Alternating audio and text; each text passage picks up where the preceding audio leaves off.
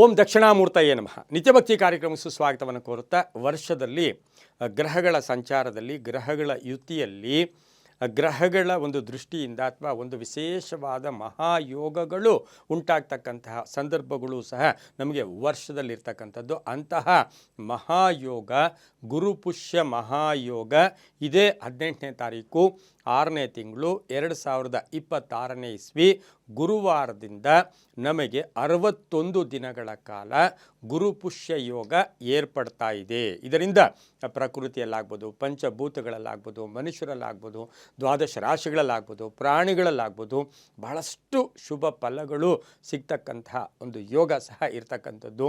ವಿವಾಹ ಕಾರ್ಯಗಳಾಗ್ಬೋದು, ಹಾಗೆ ಗೃಹ ಪ್ರವೇಶಗಳಾಗ್ಬೋದು, ಮನೆಯಲ್ಲಿ ಯಾವುದೇ ಶುಭ ಕಾರ್ಯಗಳಿಗೆ ಈ ಒಂದು 61 ದಿನ ಗುರುಪುಷ್ಯ ಯೋಗ ಕೆಲವು ವಿಚಾರದಲ್ಲಿ ಬಹಳಷ್ಟು ಶುಭ ಫಲಗಳನ್ನು ಕೂಡ ಕೊಡ್ತಕ್ಕಂಥ ಒಂದು ಸಂದರ್ಭಗಳು ಕೂಡ ಇರ್ತಕ್ಕಂತಹ ಯೋಗ ಕೂಡ ಇದಾಗಿರುತ್ತೆ. ಅಂತಹ ಗುರುಪುಷ್ಯ ಯೋಗ ಅಂದರೆ ಪುಷ್ಯ ನಕ್ಷತ್ರದಲ್ಲಿ, ಅಂದರೆ ಕರ್ಕಾಟಕ ರಾಶಿಯ ಪುಷ್ಯ ನಕ್ಷತ್ರದಲ್ಲಿ ಗುರು ಸಂಚಾರ ಆಗ್ತಕ್ಕಂಥ ಒಂದು ಸಂದರ್ಭ. 1ನೇ ಪಾದ, 2ನೇ ಪಾದ, 3ನೇ ಪಾದ, 4ನೇ ಪಾದ, 4 ಪಾದಗಳಲ್ಲಿ ಸಂಚಾರ ಮಾಡ್ತಾ 61 ದಿನಗಳು ಕಾಲ ಗುರು ಆ ನಕ್ಷತ್ರದಲ್ಲಿ ಸಂಚಾರ ಮಾಡ್ತಾ ಇದ್ದಾನೆ. ಅದು ಈ 18ನೇ ತಾರೀಕಿನಿಂದ 18/6/2026 ಗುರುವಾರ 9 ಗಂಟೆ 32 ನಿಮಿಷ ರಾತ್ರಿ ಆ ಸಮಯದಲ್ಲಿ ಗುರು ಪುಷ್ಯ ನಕ್ಷತ್ರದಲ್ಲಿ ಪ್ರವೇಶ ಆಗಿ 19ನೇ ತಾರೀಕು 8ನೇ ತಿಂಗಳು ಅಂದರೆ ಆಗಸ್ಟ್ 2026 ಬುಧವಾರದ ದಿನ 3 ಗಂಟೆ 37 ನಿಮಿಷ ಬೆಳಗಿನ ಜಾವ ಅಲ್ಲಿಯ ತನಕ ಆ ಒಂದು ಪುಷ್ಯ ನಕ್ಷತ್ರದಲ್ಲಿ ಗುರು ಸಂಚಾರ ಮಾಡ್ತಾರೆ. ಇದನ್ನೇ ನಾವು ಗುರು ಪುಷ್ಯ ಯೋಗ ಅಂತೂ ಕೂಡ ಕರಿತೀವಿ. ಮಹಾ ಅದೃಷ್ಟದ ಯೋಗ. ಗುರು ಅಂತ ಹೇಳ್ತಕ್ಕಂಥದ್ದೇ ಏನು ಧರ್ಮಕಾರಕ ಆಗಿರ್ತಾನೆ. ಇನ್ನು ಪುಷ್ಯ ನಕ್ಷತ್ರಾಧಿಪತಿ ಆಗಿರ್ತಕ್ಕಂಥವರೇ ಶನಿ ಭಗವಾನರಾಗಿರ್ತಾರೆ. ಅಲ್ಲಿ ಕರ್ಮಕಾರಕ.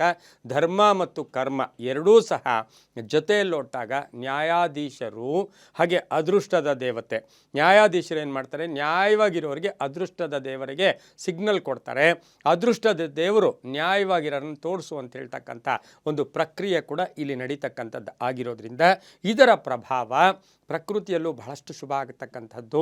ಸಾಕಷ್ಟು ಶುಭ ಫಲಗಳು ಕೂಡ ಸಿಗ್ತಕ್ಕಂಥ ಯೋಗ ವಿದ್ಯಾರ್ಥಿಗಳ ಮೇಲೆ, ಗುರುಗಳ ಮೇಲೆ, ಶಿಕ್ಷಕರ ಮೇಲೆ, ಹಾಗೆ ಅಧ್ಯಯನಶೀಲರಾಗಿರ್ತಕ್ಕಂಥವರಿಗೆ, ಮಠಾಧೀಶರಾಗ್ಬೋದು, ಪುರೋಹಿತರಾಗ್ಬೋದು, ಈ ರೀತಿ ಯಾರು ಧರ್ಮ ಕಾರ್ಯಗಳಲ್ಲಿ ತೊಡಗಿಸ್ಕೊಂಡಿರ್ತಕ್ಕಂಥವರಿಗೆ ಇದು ಪರ್ವಕಾಲ ಕೂಡ 61 ದಿನದ ಪರ್ವಕಾಲ ಕೂಡ ಇದಾಗಿರುತ್ತೆ.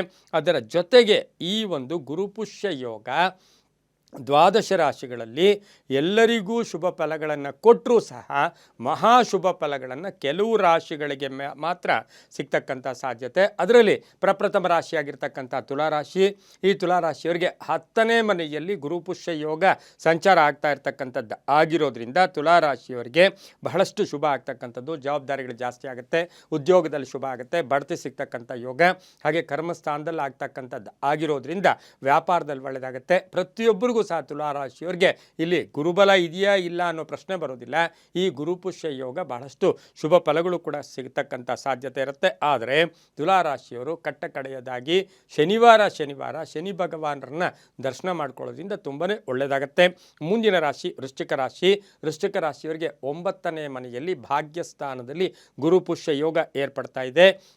ಆಕಸ್ಮಿಕ ದ್ರವ್ಯ, ಆಕಸ್ಮಿಕ ಧನಯೋಗ, ಆಕಸ್ಮಿಕ ಅದೃಷ್ಟ, ಆಕಸ್ಮಿಕ ಯಾವುದೋ ಕಾನೂನು ವಿಚಾರಗಳಲ್ಲಿ, ಯಾವುದೇ ವಿಚಾರಗಳಲ್ಲಿ ನೀವು ಬಹಳಷ್ಟು ಶುಭ ಫಲಗಳನ್ನು ಪಡೀತಕ್ಕಂಥ ಸಾಧ್ಯತೆ ಇರುತ್ತೆ.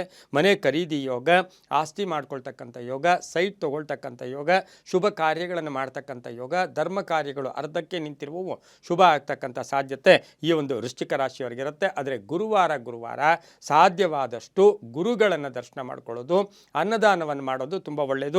ಇನ್ನು ಮುಂದಿನ ರಾಶಿ ಧನುಸು ರಾಶಿ. ಧನುಸು ರಾಶಿಯವರಿಗೆ ಅಷ್ಟಮ ಸ್ಥಾನದಲ್ಲಿ, ಕೆಲವು ಸರಿ ನೋಡಿ ಅಷ್ಟಮ ಸ್ಥಾನ, ಯಾಕೆಂದರೆ ನಾವು 6ನೇ ಮನೆ, 8ನೇ ಮನೆ, 12ನೇ ಮನೆಯನ್ನು ದುಸ್ಥಾನಗಳು ಅಂತ ಕರೆದ್ರೂ ಸಹ ಈ ಗುರುಪುಷ್ಯ ಯೋಗ ಧನುರ್ ರಾಶಿಯವರಿಗೆ ಬಹಳಷ್ಟು ಪರಿವರ್ತನೆ ಸಿಗುತ್ತೆ. ಮನಸ್ಸಿನ ಭಾವನೆಗಳು ಚೆನ್ನಾಗಿರುತ್ತೆ. ಎಲ್ಲೋ ಒಂದು ಕಡೆ ದುಷ್ಟ ಬುದ್ಧಿಯವರು ಸಹ ಪರಿವರ್ತನೆ ಆಗ್ತಕ್ಕಂಥ ಸಾಧ್ಯತೆ ಇರುತ್ತೆ.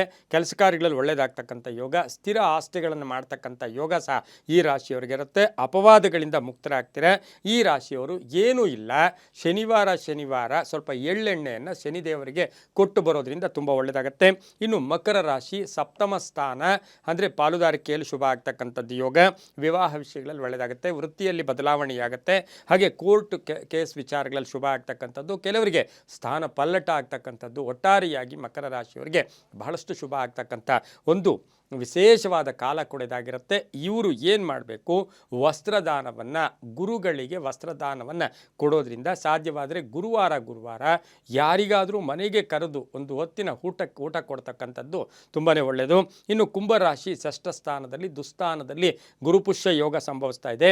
ಇವರಿಗೆ ಆರೋಗ್ಯ ಸರಿ ಹೋಗುತ್ತೆ, ಸಾಲ ತೀರಿಸ್ಕೊಳ್ತಕ್ಕಂಥದ್ದು, ಲೋನ್ ಮಂಜೂರಿ ಆಗ್ತಕ್ಕಂಥದ್ದು, ಕೆಲಸ ಕಾರ್ಯಗಳಲ್ಲಿ ಶುಭ ಆಗ್ತಕ್ಕಂಥದ್ದು, ವಿದೇಶ ಪ್ರಯಾಣ ಹೋಗಿ ಬರ್ತಕ್ಕಂಥದ್ದು, ಮಕ್ಕಳ ಜೊತೆ ಒಳ್ಳೆ ಬಾಂಧವ್ಯಗಳನ್ನು ಬೆಸೀತಕ್ಕಂಥದ್ದು, ಸ್ವಲ್ಪ ಶಿಸ್ತನ್ನು ಕಾಪಾಡ್ಕೊಳ್ಳೋಕೆ ಹೋಗ್ತೀರಾ. ಕಡೆಯದಾಗಿ ಮೀನರಾಶಿಯವರಿಗೆ ಪಂಚಮ ಸ್ಥಾನದಲ್ಲಿ ಶಿಕ್ಷಣ ಕ್ಷೇತ್ರದಲ್ಲಿ ರಾರಾಜಿಸ್ತೀರ, ಮಕ್ಕಳಿಂದ ಶುಭ ಆಗ್ತಕ್ಕಂಥದ್ದು, ರೈತರಿಗೆ ಒಳ್ಳೆಯದಾಗುತ್ತೆ, ವ್ಯಾಪಾರಸ್ಥರಿಗೆ ಒಳ್ಳೆಯದಾಗುತ್ತೆ. ಹಾಗೆ ಈ ರಾಶಿಯವರಿಗೆ ಅಪವಾದಗಳಿಂದ ಮುಕ್ತರಾಗ್ತೀರ, ಶುಭ ಕಾರ್ಯಗಳಲ್ಲಿ ಭಾಗಿಯಾಗ್ತೀರಾ, ಮನೆ ಅಥವಾ ಸೈಟ್ ತಗೊಳ್ತಕ್ಕಂಥ ಯೋಗ ಕೂಡ ಇರುತ್ತೆ.